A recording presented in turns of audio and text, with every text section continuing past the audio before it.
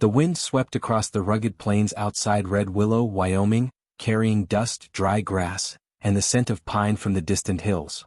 It had been a difficult autumn in 1894, and everyone in the territory knew that another harsh winter was only weeks away. On the edge of the valley stood a lonely ranch surrounded by weathered fences and fading cottonwood trees.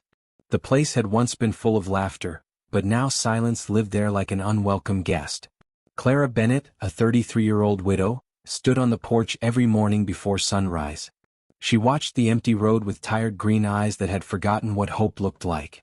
4 years had passed since her husband, Thomas, had died while helping build a railroad bridge.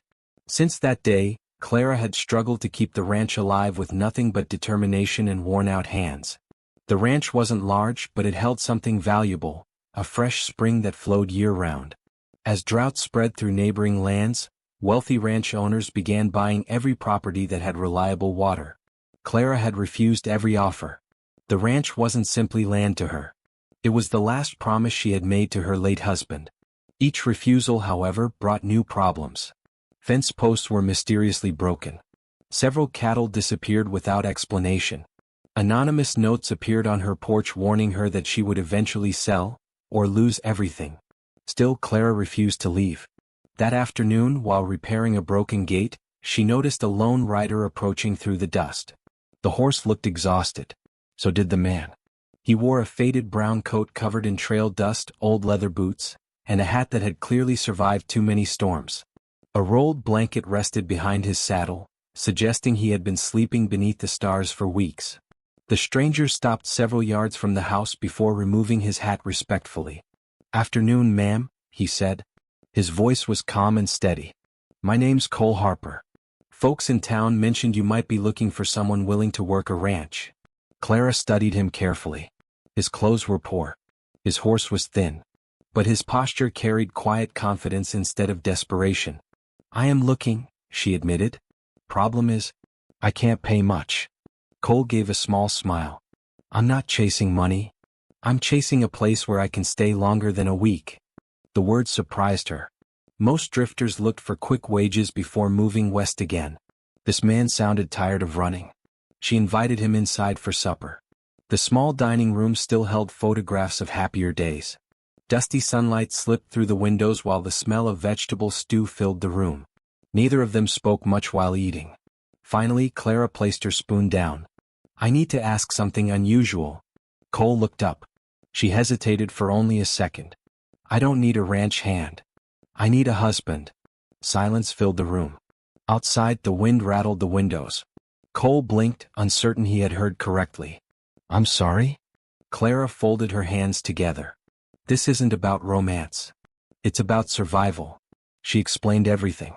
A powerful cattle syndicate called the Black Ridge Association had been pressuring independent ranchers to surrender their property. A widow living alone made an easy target. Lawyers, dishonest deputies, and hired troublemakers all seemed willing to help wealthy investors seize valuable land. "The law favors families," Clara said quietly. "A married couple has a better chance of defending a homestead than a woman living by herself." Cole listened without interrupting. She continued. "I don't expect love. I don't expect promises. I only need someone willing to share my name until this storm passes." Cole leaned back in his chair. It was the strangest proposal anyone had ever offered him. 4 years he had wandered from ranch to ranch fixing fences, breaking horses, and sleeping wherever someone offered a meal. He had no family waiting. No home. No destination. Only miles of endless roads. "What happens after?" he finally asked. "When everything settles?" Clara looked toward the window. "If you wish to leave, I won't stop you. You'll receive half the profits we earn together while protecting the ranch." Cole remained quiet. The fire crackled inside the stove. He noticed something unusual. Despite everything she had suffered, Clara hadn't begged. She hadn't cried. She had simply offered honesty. It reminded him of something his father once told him. The strongest people don't ask for pity. They ask for a chance. Cole slowly nodded. "I don't own much. My horse. My saddle. And my word." Clara looked directly into his eyes. "Your word is worth more than gold to me." For the first time in years, Cole felt something unfamiliar. Purpose. The following morning they rode together toward Red Willow. The small frontier town buzzed with merchants, cowboys, miners and travelers preparing for winter. People stared as the widow arrived beside an unfamiliar drifter. Whispers followed them across the street. "Who's the new fellow? Looks like another wanderer. Wonder how long he'll stay." Neither Clara nor Cole answered the gossip. They entered the modest church where an elderly circuit preacher agreed to perform a simple legal marriage. No flowers decorated the room. No family attended. No celebration followed. Only 2 signatures appeared beneath the marriage certificate. When the ceremony ended, Clara quietly became Clara Harper.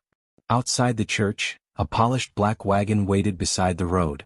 Standing beside it was Victor Langford, the wealthy representative of the Black Ridge Association. He smiled politely, but there was no warmth behind his eyes. "So," Victor said smoothly, "I hear congratulations are in order." His sharp eyes settled on Cole. "I hope your new husband understands exactly what kind of fight he stepped into." Cole met the man's gaze without saying a word. There was no anger in his expression. Only calm determination. Victor's smile faded slightly. For reasons he couldn't explain, the silent drifter made him far more uneasy than any armed rancher ever had. As Clara and Cole rode back toward the ranch beneath the fading Wyoming sunset, neither realized that their simple agreement had already begun changing both of their lives. What had started as nothing more than a business arrangement was quietly becoming the first chapter of a story neither of them could have imagined. The first snow arrived earlier than anyone expected. By the middle of November, the rolling hills around Red Willow had disappeared beneath a blanket of white, and every rancher knew that surviving winter would require more than hard work, it would require trust. During the weeks after their marriage, Clara and Cole settled into a quiet routine. Every morning before daylight, Cole repaired broken fences, reinforced the cattle pens, and chopped enough firewood to last through the freezing nights. He never complained, never questioned Clara's decisions, and never acted as though the ranch belonged to him. Instead, he treated every acre with respect. Clara noticed the difference immediately. The barn that had once leaned dangerously against its own foundation now stood strong. The livestock looked healthier. Even the old farmhouse felt warmer, not because of the fire, but because it was no longer occupied by only one lonely soul. Although they shared meals together every evening, their conversations remained careful. Both feared saying too much. Both feared feeling too much. One Sunday, Clara suggested they attend the small church in town. "We should go together," she said. "If people see us avoiding town, they'll think our marriage isn't real." Cole adjusted the collar of his clean shirt. "I've never been much for churches. You don't have to go for the sermon. Just stand beside me." He gave a quiet nod. "For you? I will." The church fell strangely silent the moment they stepped inside. Neighbors whispered behind folded hands. Some believed Clara had married too quickly. Others insisted the stranger had only married her for land. A few simply stared. During the sermon, Reverend Amos spoke about honesty, sacrifice, and keeping promises. Although he never mentioned Clara or Cole by name, everyone understood why the room felt so uncomfortable. Clara lowered her eyes. She had expected judgment. It still hurt. As the congregation stood to sing the closing hymn, she felt a rough hand gently slip into hers. Cole. He didn't speak. He didn't look around. He simply held her hand firmly enough to remind her she wasn't facing the whispers alone. It was the first time they had touched since their wedding. Clara looked at him in surprise. He kept his eyes on the front of the church. "A husband should never let his wife stand alone," he whispered. The simple sentence stayed with her all the way home. For the first time since Thomas had died, the emptiness inside her heart felt just a little smaller. Winter tightened its grip across Wyoming. Snowstorms became stronger. Travel between ranches grew dangerous. One bitter afternoon, 3 riders appeared through the falling snow. Their horses wore the brand of the Black Ridge Association. Cole spotted them before they reached the gate. He quietly walked outside. Clara joined him moments later. The tallest rider removed his gloves and smiled. "Mr. Langford sent us. He believes Mrs. Harper deserves one final opportunity." He handed Clara a folded document. Inside was an offer to purchase the ranch. The amount was generous. Far more money than the property had ever been worth. Clara folded the paper without reading the second page. "My answer hasn't changed. The rider sighed. It should. Winter has a way of creating accidents. Cole stepped between the strangers and Clara. You've delivered your message. Now leave. The man laughed. You planning to stop us? Cole remained perfectly still. I don't start trouble. But I finish protecting what's mine. For several long seconds nobody moved. The wind howled across the valley. Finally the riders turned their horses around. This isn't over, the leader warned before disappearing into the snow. Clara released a slow breath. I thought they'd never leave. Cole looked toward the distant hills. They'll be back. But next time, they'll know we're not afraid. That evening heavy snow trapped everyone inside the farmhouse. The fire crackled softly while hot coffee warmed their hands. Outside, the storm erased every trail leading away from the ranch. Inside, silence slowly became conversation. Clara spoke about Thomas for the first time. She told Cole how her husband had dreamed of raising children on the ranch. How they had planted dozens of apple trees together. How losing him had nearly destroyed her faith in tomorrow. Cole listened without interruption. When she finished, he stared quietly into the flames. I lost someone too, he admitted. My younger brother. He died during a cattle drive after trying to save another cowboy. I kept blaming myself because I wasn't there. Neither of them spoke again for several minutes. Sometimes grief needed no reply. Only understanding.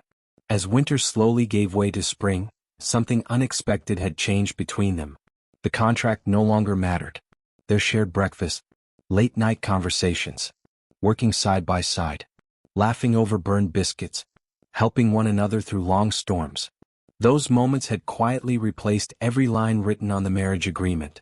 One bright April morning, a rider arrived carrying unexpected news. Victor Langford had resigned from the Black Ridge Association after disagreements with its owners. Without his influence, the company abandoned its plans to seize Clara's ranch. For the first time in years, the land was truly safe. A week later, Cole saddled his horse before sunrise. His travel bag rested behind the saddle. Clara stepped onto the porch. You're leaving? Cole avoided her eyes. Our agreement is finished.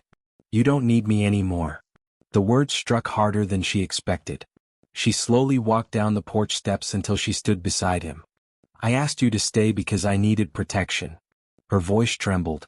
But somewhere along the way, I forgot we were pretending. Cole looked at her. The walls around his heart finally broke. I've spent half my life searching for a place to belong. I thought I'd find it in another town, another trail, another season. Instead, I found it here. Clara smiled through tears. Then stopped searching. You already have a home. Cole dropped the reins. Without another word, he wrapped his arms around her beneath the bright Wyoming sky. This time there was no agreement, no bargain, no signatures. Only two lonely souls who had discovered that the strongest foundations were never built from contracts. They were built from loyalty, kindness, and the quiet courage to stay when leaving would have been easier. As spring flowers covered the valley and the wind carried the promise of new beginnings, the ranch no longer felt like a place haunted by loss.